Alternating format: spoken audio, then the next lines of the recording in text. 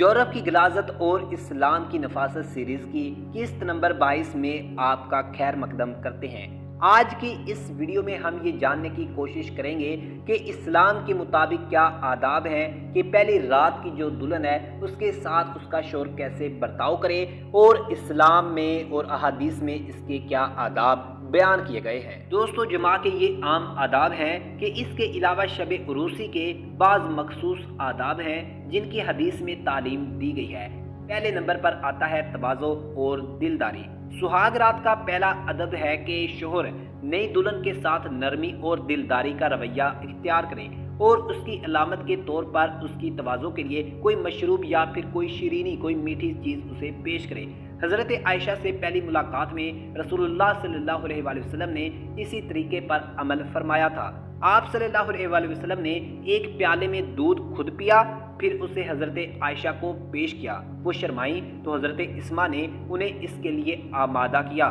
بعد میں آپ صلی اللہ علیہ وآلہ وسلم نے حضرت عائشہ کو اس پیالے کو اپنی سہیلیوں اور اس موقع پر موجود دوسری خواتین کو کی خدمت میں پیش کرنے کو کہا۔ دلہن کے سر پر ہاتھ رکھنا اور اس کے لیے دعا کرنا۔ شب عروسی کا دوسرا ادب یہ ہے کہ بیوی سے پہلی ملاقات کے وقت شوہر اس کی پیشانی اور سر پر ہاتھ پھیرے، بسم اللہ پڑھے اور یہ دعا پڑھے: مولا میں تجھ سے اس کی بھلائی اور اس کے اندر تیری ودیعت کردہ تمام تر بھلائی کا طالب ہوں، اور تجھ سے اس کی برائی اور اس کے اندر تیری طرف سے ودیعت کردہ تمام تر برائی سے بچنے کی درخواست کرتا ہوں۔ دوستو بعض دوسری چیزوں کے اہتمام کے ساتھ رسول اللہ صلی اللہ علیہ وآلہ وسلم نے شادی کے موقع پر بیوی کے سر پر ہاتھ پھیرنے اور یہ دعا پڑھنے کی تلقین فرمائی ہے۔ دوسرے نمبر پر آتا ہے نماز کا اہتمام۔ سہاگ رات کا تیسرا جو مخصوص ادب یہ ہے کہ نئے دولہا دلہن دونوں مل کر 2 رکعت نفل نماز پڑھیں، اس کے بعد دوسرے مشاغل میں مصروف ہوں۔ سلف سے اس کی 1-2 واقعات بھی منقول ہیں۔ اب اس کے بعد دیکھ لیتے ہیں سہاگ رات کے دوسرے مسائل۔ شب عروسی کے ان مخصوص شرعی آداب میں سہاگ رات کو خوشگوار بنانے کے مقصد سے تمام ضروری باتیں جامع انداز میں کہہ دی گئی ہیں، لیکن عقل اور عام جدید نفسیات کے تجربات اور دین سے دور موجودہ دور میں مسلمان معاشرے کے حالات کے پیش نظر اس کے بعض دوسرے مسائل بھی سامنے آتے ہیں جن کی کسی قدر مزید تفصیل اور توضیح کی ضرورت ہے۔ پہلے نمبر پر عام نوجوانوں کی طرح نئے شادی شدہ مسلمان نوجوان کے ہاں بھی عام طور پر سہاگ رات کا کل مصرف یہ ہوتا ہے کہ وہ اپنی نئی نویلی جو بیوی کے پردہ بکارت یعنی ہیمن کو توڑ دے، اور اس کے حالات و مسالے کو یکسر نظر انداز کرتے ہوئے اس کے ساتھ مباشرت کے زیادہ سے زیادہ عمل کر کے عورت کے اوپر اپنی مردانگی کا رعب جما لے۔ مطلب پہلی رات ہی ہر صورت وہ اس کے ساتھ مباشرت کرنے کے لیے تیار ہو، اگرچہ وہ نہیں جانتا کہ عورت کو تیار کیسے کرنا ہے، عورت کے ساتھ انڈرسٹینڈنگ کیسے کرنی ہے، اس کو سمجھنا کیسے ہے، اور اس کو اپنے ساتھ، چونکہ ایک وہ بیگانے گھر سے آئی ہے، اپنا گھر چھوڑ کے آئی ہے، اپنے ماں باپ کو چھوڑ کر کے آئی ہے، تو اس کو اپنے ساتھ کیسے انوالو کرنا ہے، یہ تمام تر سائیکلوجیکل جو ٹپس ہیں، ان تمام سائیکلوجیکل ایشوز کو وہ سائڈ پہ رکھ کر کے ہر صورت وہ پہلی رات اس کے ساتھ مباشرت کرنا چاہتا ہے، اور وہ اس چیز کو بہت ہی ایک کامیاب تجربہ سمجھتا ہے اور اپنی زندگی کا کامیاب ترین تجربہ سمجھنا شروع کر دیتا ہے، جو کہ آج کل کے نوجوانوں کی سب سے بڑی کم عقلی ہے۔ جیسا کہ عام طور پر کہا بھی جاتا ہے کہ شادی شدہ زندگی آئندہ کیا رخ اختیار کرے گی، اس کا تمام تر فیصلہ سہاگ رات میں ہی ہو جاتا ہے۔ اگر پہلی رات برباد کر دی گئی اور مباشرت سے خالی چلی گئی تو اس کا مطلب ہے پوری ازدواجی زندگی داؤ پر لگا دی گئی ہے۔ اگر پہلی رات خالی چلی گئی تو لڑکی کیا سوچے گی؟ وہ ہمیشہ کے لیے تمہارے اوپر حکومت کرنے لگے گی۔ اس لیے پے در پے مباشرت کے ذریعے پہلی رات میں ہی پردہ بکارت توڑ دینے کی ضرورت ہے، اس لیے کہ وہ تمہارے سامنے ہمیشہ کے لیے دبی رہے گی اور کبھی بھی آنکھ ملا کر تم سے بات کرنے کی ہمت نہیں کر سکے گی۔ روایتی مسلمان معاشرے میں بسا اوقات لڑکا اپنی سسرال یعنی لڑکی کے گھر میں ہی اسے اس ظلم و ستم کا نشانہ بناتا ہے۔ اگلے دن مشترکہ جو خاندان کے ازدحام میں لڑکی کی بھاوجیں اور سہیلیاں اس کی حالت زار پر اسے مزید تنگ کرتی ہیں، اور لڑکا اپنے جو ہم جولی ہیں اس کے دوست میں فاتحانہ انداز میں اپنی کامیابیاں جو ہے وہ مزے سے بیان کرتا ہے، جو کہ اسلام میں سراسر منع ہے۔ یہ بات بھی منع ہے کہ لڑکی سے پوچھنا رات کیسے گزری، یہ بھی منع ہے، اور یہ لڑکے کے لیے بھی، یہ مرد کے لیے بھی منع ہے کہ وہ اپنے دوستوں کے سامنے کسی کے بھی طرح کا اظہار کرے کہ اس کی رات اس کی بیوی کے ساتھ کیسے گزری ہے۔ یہ تمام تر اعمال غلط ہیں، حرام ہیں، اسلام میں سختی سے منع ہے۔ نمبر 2، سہاگ رات کا یہ بالکل بے جا اور یکسر غلط استعمال ہے، جو اس کے متعلق شریعت کے بیان کردہ اوپر کے آداب کے خلاف نہیں، عقل عام اور جنسیات کے عام اصولوں کے بھی خلاف ہے۔ سہاگ رات میں ماحول کے تقاضے اور حالات کے جائزے سے اپنی نئی نویلی دلہن یعنی بیوی سے مباشرت اور مجامت کرنا ممنوع نہیں ہے، لیکن اس سے پہلے اسے پوری طرح سمجھنے، اسے مانوس کرنے اور اسے پوری طرح ہموار کرنے کی ضرورت ہوتی ہے۔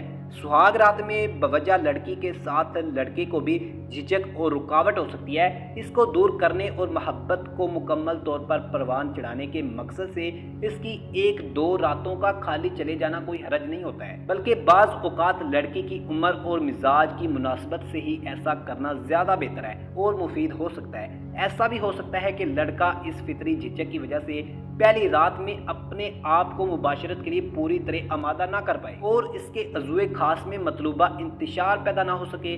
جدید جنسیات کی روح سے اس میں گھبرانے کی کوئی بات نہیں ہے۔ بعد کی راتوں میں بھی جب کہ میاں بیوی کی جھجک دور ہو جائے، لڑکے کی یہ کمی دور ہو کر اس کے لیے معمول کی مباشرت کرنا آسان ہوتی ہے۔ بیوی سلامت ہے تو راتیں بہت سی آئیں گی اور ان وقتوں میں شوہر کی مناسب کارکردگی عارضی غلط فہمیوں کے ازالہ کے لیے کافی ہوگی۔ نمبر 3، سہاگ رات کا تیسرا مسئلہ جیسا کہ اشارہ گزرا، عورت کے پردہ بکارت یعنی ہیمن کا ہے، جو شاید عام طور پر قدرت کی طرف سے اس کے کنوارے پن کے مور ہونے کی علامت ہے۔ نوجوان لڑکا فطری طور پر پہلی رات میں اس کے ٹوٹنے کے لیے متجسس ہوتا ہے۔ پردہ بکارت کا ٹوٹنا کچھ بھی مشکل نہیں ہوتا، بشرطے کہ مباشرت کا عمل فریج میں صحیح نشاندہی۔ خیال رہے کہ عورت کا عضو مخصوصہ فریج جہاں سے مباشرت کے وقت مرد اپنا عضو تناسل داخل کرتا ہے، مردوں کے برعکس اس کے پیشاب کے راستے سے الگ ہوتا ہے۔ عورت کی ماہواری کا خون اسی راستے سے آتا ہے اور بچے کی پیدائش بھی اسی راستے سے ہوتی ہے۔ اس کے پیشاب کا راستہ عضو مخصوصہ کے تھوڑا اوپر ہوتا ہے، جس کا سوراخ اس کے مقابلے میں کافی تنگ اور چھوٹا ہوتا ہے، اور قدرت کی طرف سے اس کی بناوٹ کچھ اس طرح کی بنائی گئی ہوتی ہے کہ پیشاب کی ایک بوند بھی عضو مخصوصہ کے راستے سے خارج نہیں ہوتی ہے۔ عورت کے حیض کے خون اور بچے کی نکاسی کا جو راستہ ہے اس کے پیشاب کے راستے سے الگ ہوتا ہے، یہ ساتھ ہاتھ کی ہلکی مدد سے ہو۔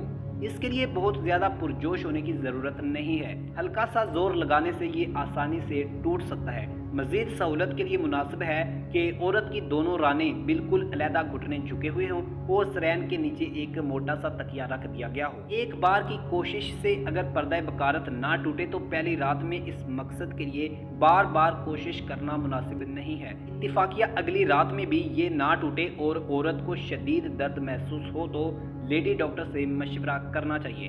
پردہ بکارت دبیز ہونے کی وجہ سے اس کے آپریشن کی ضرورت ہو سکتی ہے۔ پردہ بکارت ٹوٹنے سے ہلکا سا خون آتا ہے، جس سے معمول کے حالات میں عورت ایک خوشگوار راحت محسوس کرتی ہے، بعد میں یہ خود بخود بند ہو جاتا ہے۔ اتفاقیہ ہے کہ خون بہت زیادہ آنے لگے۔ اور ہاں دوستو، بکارت کے سلسلے میں دوسری ضروری بات یہ ہے کہ کسی لڑکی کے کنوارے اور باعصمت ہونے کی یہ ایک لازمی دلیل نہیں ہے۔ شوہر کی ملاقات سے پہلے کھیل کود یا کسی معمولی جھٹکے سے بھی یہ ٹوٹ سکتا ہے کہ لڑکی کو اس کا پتہ بھی نہیں چلتا، اور بعض لڑکیوں میں یہ پیدائشی طور پر غیر موجود ہوتا ہے۔ اسی طرح بعض اوقات یہ اس قدر لچکدار ہوتا ہے کہ شدید ترین مجامت کے باوجود ٹوٹنے سے محفوظ رہتا ہے۔ نمبر 4، شب عروسی کے سلسلے میں آخری بات یہ ہے کہ عام طور پر نئی نویلی بیوی کی خواہش کے مطابق پہلی مباشرت مدھم روشنی یا پھر اندھیرے میں ہی کرنا مناسب ہے۔